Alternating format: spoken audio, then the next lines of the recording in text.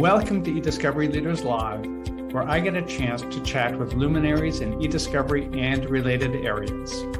This broadcast is sponsored by Reveal-Brainspace, the industry's leading AI eDiscovery platform. Don't forget to subscribe to watch me, George Socha, weekly with leaders in eDiscovery. Thank you for tuning in.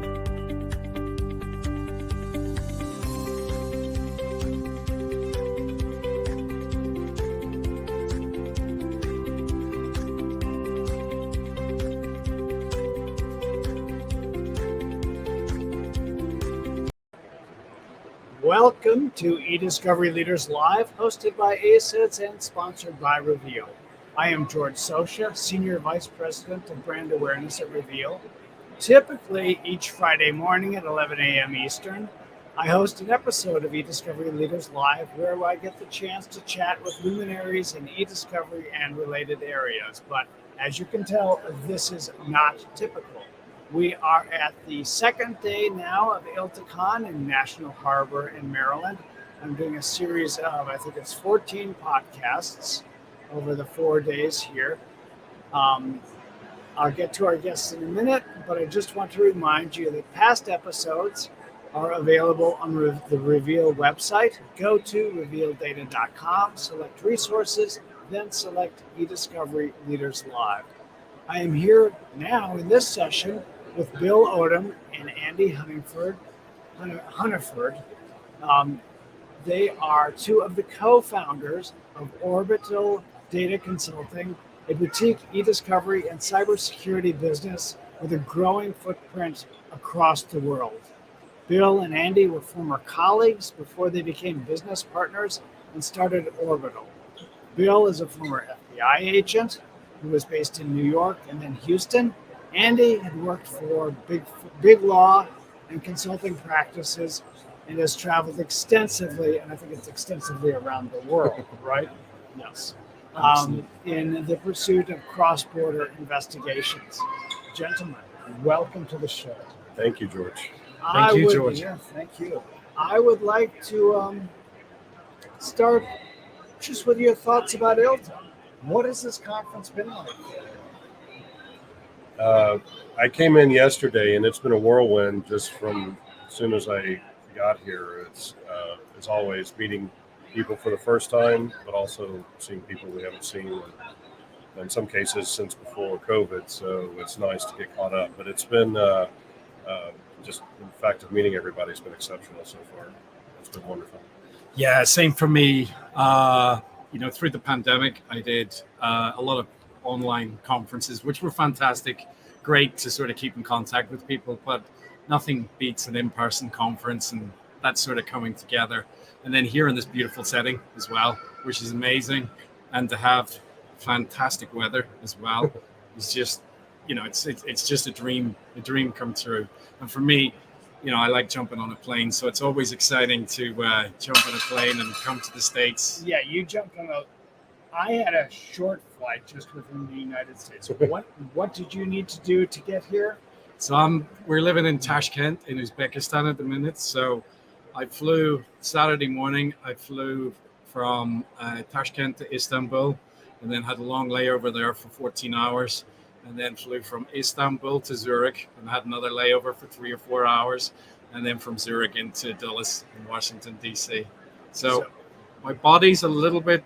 I'm waking up at 2, 3 a.m. because I've been through that many time zones, but I'll get there. If there is an award for most arduous travel to get to ILTACON, you definitely deserve. Yeah, I should be the recipient. I should be collecting that. Yep. But then I know you guys have got some colleagues over from Australia as well, so I think they probably had further than me to go. I don't think they had as many flights though. Yeah, the travel situation, as you know, is crazy.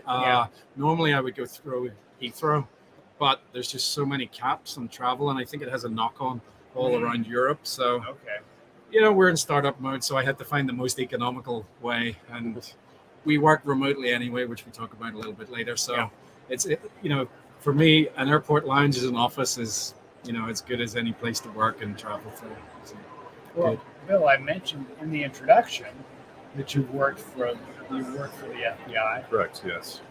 Enlighten us. Okay. So that was several years ago. I hate to count how many that's been now, but I was special agent. My first office was New York. And at the time, that's when the FBI was really starting to get into both the forensic program and also the investigative program for investigating hacking cases. New York was one of the key places for that, so I was very fortunate that I was able to start there and start working on both of those areas at sort of the right time. And I often share this little tidbit. So my supervisor in the FBI was a guy by the name of Ed Strauss, who went on and left and started Strauss Friedberg. So, I was in good company there as well. But and then I transferred to the Houston office, where I still live, and I was running the forensics lab there and continuing with the investigations. But yeah, it was very interesting. I got to see all manner of investigations from criminal to foreign counterintelligence and anything in between. So, What have you been able to bring from that experience to what you're doing now? well, I think probably the biggest is, aside from just the training was spectacular, is expert testimony. So I started testifying as an expert with the FBI, and that's been fortunately able to carry over for us today. So that's still one of the services that we offer is expert testimony. Are you testifying on a regular basis these days? Since, in fact, when we started Orbital, one of the first cases that we got, I had to testify in that case.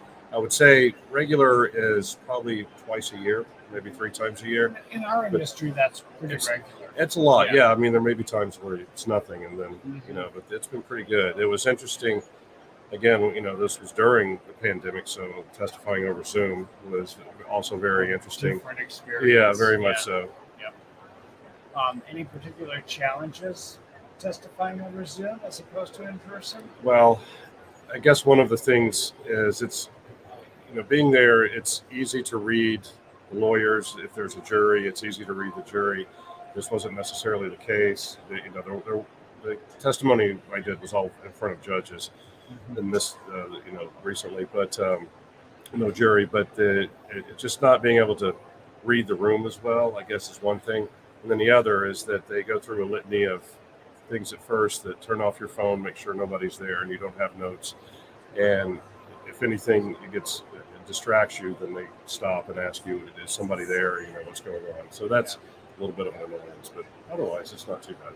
The flexibility of it's not bad though. You get because you were he was in Czech Republic a couple of weeks back, and an opportunity came up where he might have had to come in and testify for that one. So it was pretty interesting. Yeah. Pretty interesting when they know where you are and you're still able to do that. Right. Whereas in the olden days, you would not have been able to do that. That's right. And I think that helps with the fact that witnesses can be in other places, like Andy's saying. So that is good. Anything especially memorable to relate from your days in the FBI? Yeah, of course I can't talk about those, but well, I can ask. Whether you can say anything, that's another thing. I would have to say one of my more interesting bits was I spent a lot of time towards the end of my career doing foreign counterintelligence work, and that is to see what other states, what other countries or organizations, what technology they use to try and subvert data or hide data, or how we work to help stop that. That was the challenges associated with that were really interesting, and I got to go to some places and do some things that you wouldn't normally get to do. So that was fun. Well, the two of you and whoever else you found, was it just the two of you, or are there other founders? Just the two of us. Just the two of us as co-founders. Yeah. And a growing team. When we started the business, obviously Bill and I had worked together, and we left the company we worked for before around about the same time. I ended up traveling with my family, which is how I ended out in Central Asia. And so we were living there. My wife she has family from that area that she hadn't seen for a long time. So we'd taken that opportunity to travel. We were spending some time in Central Asia. And then, of course, the whole pandemic hit. I ended up, my visa situation is I have to leave every 30 days and come back. Right. So hence I do a lot of traveling. Uh-huh. And of course, when the pandemic hit, no one knew what was going on. And Right. so very kindly, the Uzbek government let me squat in their country for 18 months. And then during that time, it was really a necessity. I guess I'd always wanted to start a consultancy firm from probably since about 2010. But when you have a regular paycheck and you have bills to pay, it's very difficult to make that decision. Yes. As I found that in the pandemic, I'm stuck in, well, I was going to say the other side of the world, but technically, I guess in the middle of the world, depending on how you look at it. And it was just really a needs to sort of must in terms of trying to start something up. I couldn't really travel, couldn't get back to the UK to work. Mhm. And I really just kept in touch with Bill, and we just started talking about evolving an idea. I think it works really well because Bill comes from a very strong digital forensics background, as he said, and I had the e-discovery background. And so that was kind of how we melded and took the leap of faith to put the company together. Now, of course, when we started the business, we talked for many months and we said, we're going to have everything right. We're going to have, the website's going to be looking flash. We're going to have, this and this done. And then, as Bill mentioned, we just got a digital forensics job and it was just pivot to work and, Everything sort else things gets out. parked Yeah. for a while, Yes. right? And then everything kind of followed suit. The website we built was like a GoDaddy Wix. That was some drama in itself getting that off. Yep. But a few months later, we were able to grow our website. And it's when you're a startup, you sort of work to a list of priorities, and you have to go down through those things. And it's a website isn't in your top priority, but it's it's up there. It's Right. about recognition. You and, need a public presence. and a public that presence. today is how you get out in front of folks. Right. And so that's essentially how we started evolving. Mhm. And of course, you did this in the middle of a pandemic. Right. And we didn't see each other it was over a year before we actually got to meet in person. So we had been in business, done a number of projects by this point, and it wasn't until just the end of last year that Andy made the first trip over to the U.S. and that's when we finally got to see each other again in person for the first time. So yes. Yeah, Quite I missed Yeah. Thanksgiving by a week because of the timing for my second job. That was back in the day when it was interesting traveling. Starting in a pandemic meant that not only leave aside getting a website up and all, there are many aspects to starting a business that you just weren't going to do. And you needed to do things that you never would have thought of before, I imagine. How is it different? Yeah, I'll start if you don't mind. For us, that actually was to our benefit because, as you said, we knew we were not going to be able to set up a brick and mortar sort of shop. We knew we wouldn't be able to get server rooms. So we said, let's look at cloud-based tools and let's work on a process to do that. So that was probably the biggest thing. And it honestly was not as much of a challenge as we thought. Now, it continues to grow, but I really feel like that worked to our benefit completely because where we know other people were not able to come in because they couldn't go to an office or weren't able to do anything, we could. We were set up and able to run. Yeah, because you're all remote from day one, right? Yes. Yeah, we were. And in some ways it leveled the playing field because traditionally in London or Paris or here in DC, you walk down the street, have a coffee with someone and, talk about meetings or take them to lunch. No one could really do that. So we were on the telephone, we were on Zoom, we were sort of, everybody was in the same boat. So it really, really leveled the playing field. We were able to get meetings. We were able to start to get work and we were able to, leverage that. And I mean, from what I've seen today, it's always great to go have an in-person coffee, but still a lot of our business development is done on the telephone and is done through Teams and Zooms. And I think that hybrid approach is still going to be around for quite some time because, when you're trying to get a meeting with someone in the office, everybody's not in the office now 5 days a week. And so you have to be super coordinated. We're going up into DC on Thursday or Friday this week, but these are meetings that have taken weeks and weeks of prep, and we're still following up. Are you still going to be in town? Yeah, I'm going to be in town, and it's good to do it that way. So it really has been an interesting change and dynamic over the last few years, how the whole situation has evolved. Is your staff distributed around the country, around the world? Around the world. We were just talking about that earlier because it's amazing to us. We're up to 14 people now in 2 years' time, which again, starting with let's do clowns and moving up. But we have a very fortunate group of people that work for us. I mean, we're fortunate that we have them because they're very strong in all aspects, both in forensics and in e-discovery. But yeah, we've got them in the U.S. and the U.K. In France. So we've got a very good distribution around. Yeah, a lot of our team are the people that we've worked with before. I think looking at the average, we've kind of worked together on average about 6 years together, which is kind of unique, I think, in the e-discovery industry, because a lot of people move on and go to different locations, and being able to work with all of the guys like this is good because we kind of know each other. We know a lot of us have 15 plus years experience in the e-discovery industry. So when we set the company up as well, we wanted to sort of go through a deep dive of what really works and what works well for a client. What are the problem areas and how do we tackle them? And that's why we put together a lot of project management processes.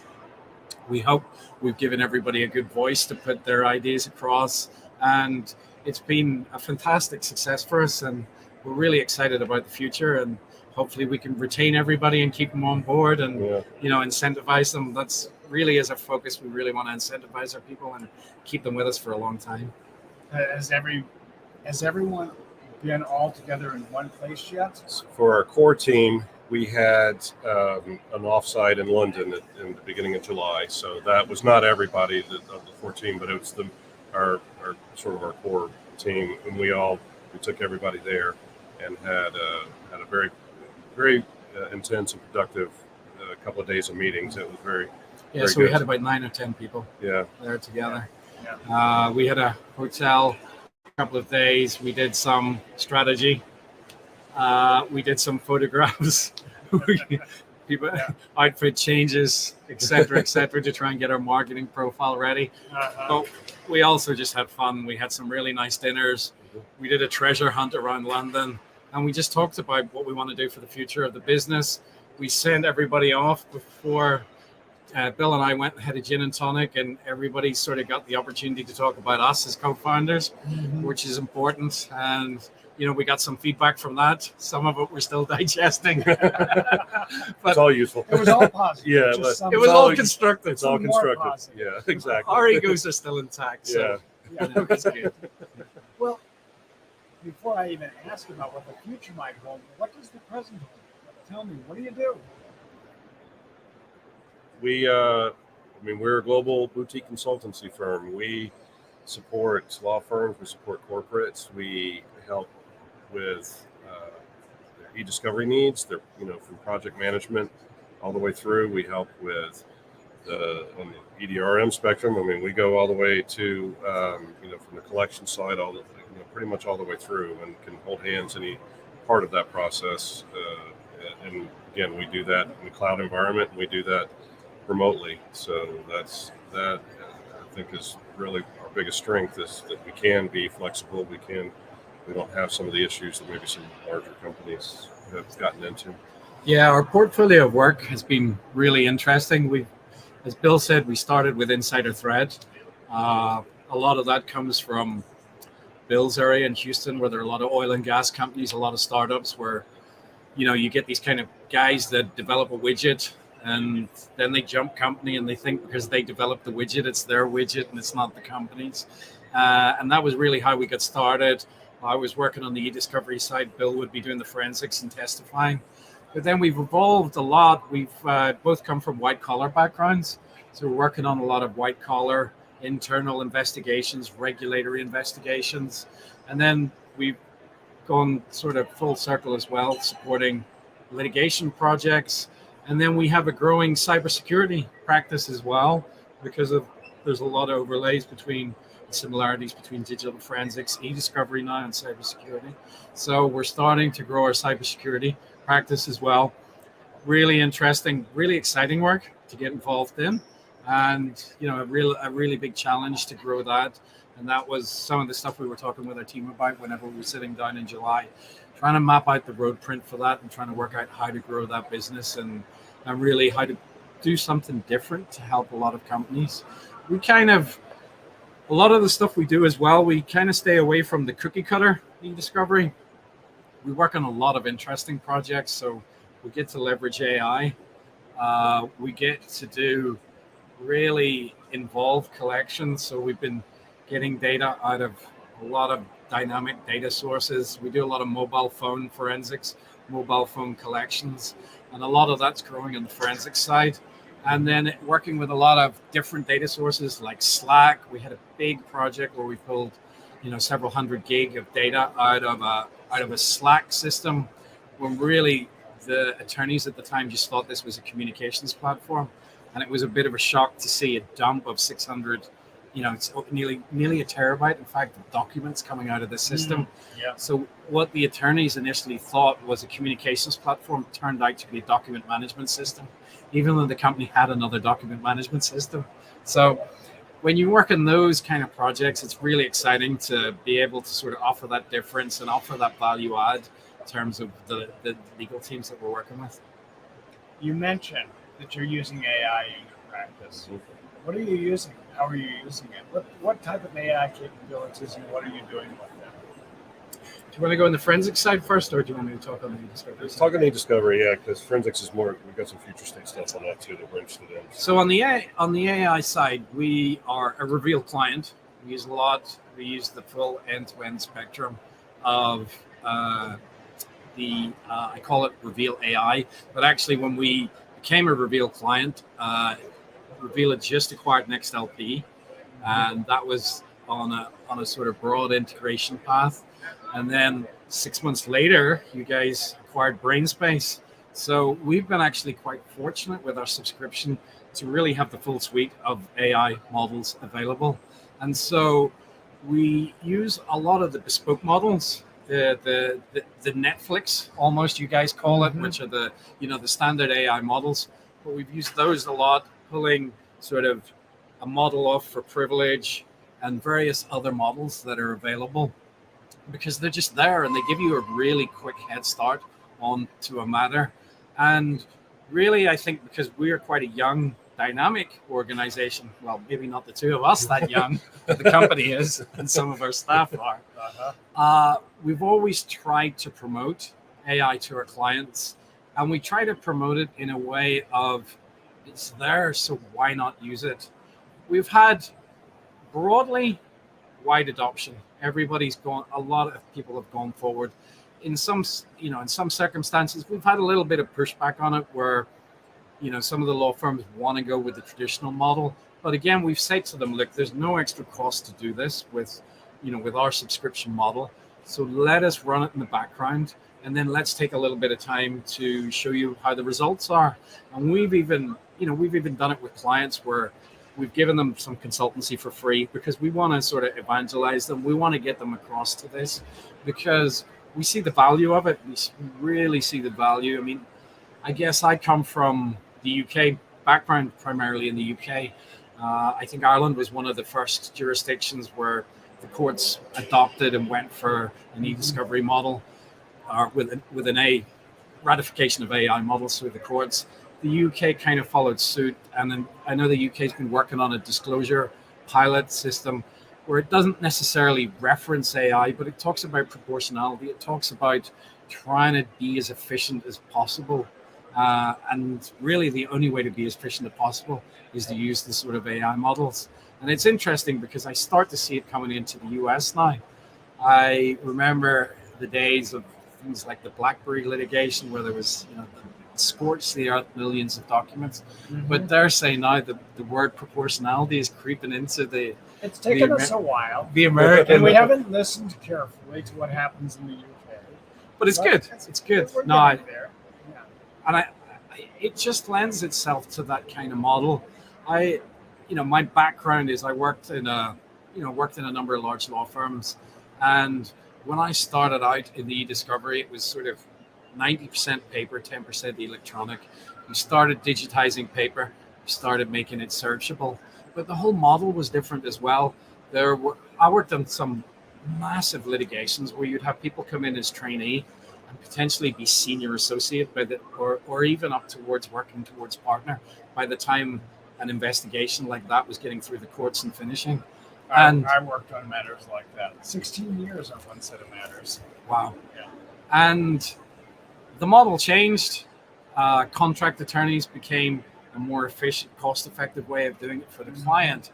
And so, again, what we try to do with our clients is particularly work in some niche sort of boutique style matters. And it's about telling them that they can retain control of the matter, because you see these attorneys, they're working very, very closely with their client. They're subject matter experts. They've been working with their client for a number of years, so they know the corporate language within each of the companies, and they have all that institutional knowledge. What we're saying is, sit with the AI and train and work with the systems, and you're actually adding the value. Your client will see the value, and then, the level of error further down the model is, it's much less likely to happen.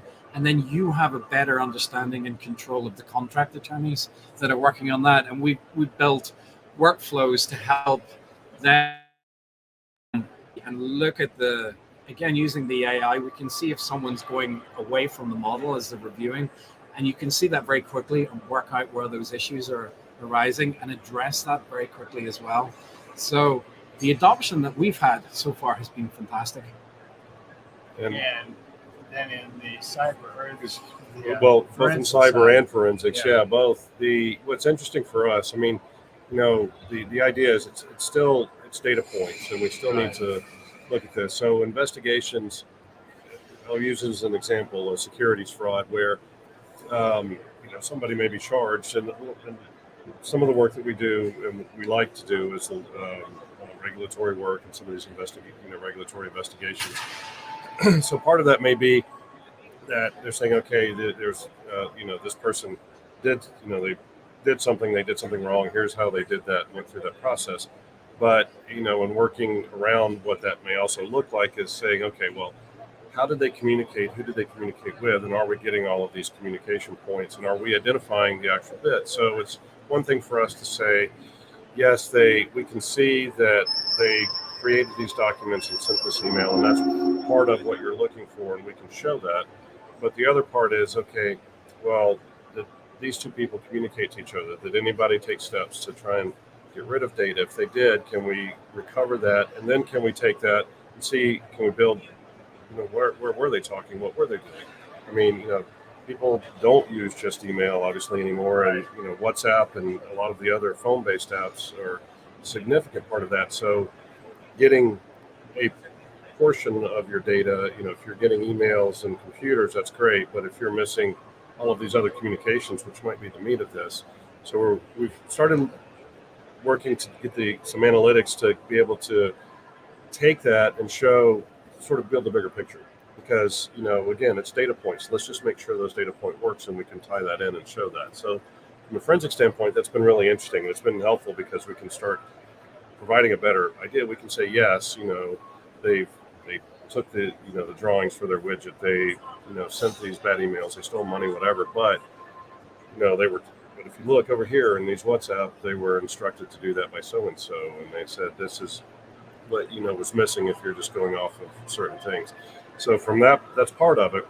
And then from the cybersecurity, what's really interesting to us too is, and sort of addressing, and again, it's data points. It's this idea of working with firms that are deal with sort of the reporting issues and having to identify, who did we need to report to, what needs to be done, how does that need to be structured. And while you may have 10,000 things on the computer, that doesn't mean that's 10,000 people. That may mean that's 5 people, with all these different points and putting that together. So it's taking that model and pulling that in to help, identify those and say, okay, these all are this person, these are all this person. And that way you're getting from the AI, getting the real picture again. It's, you know, it's not just saying manually digging through and saying, okay, and sticking it in a spreadsheet, you know, which is horrible. Right. It takes forever. Yeah.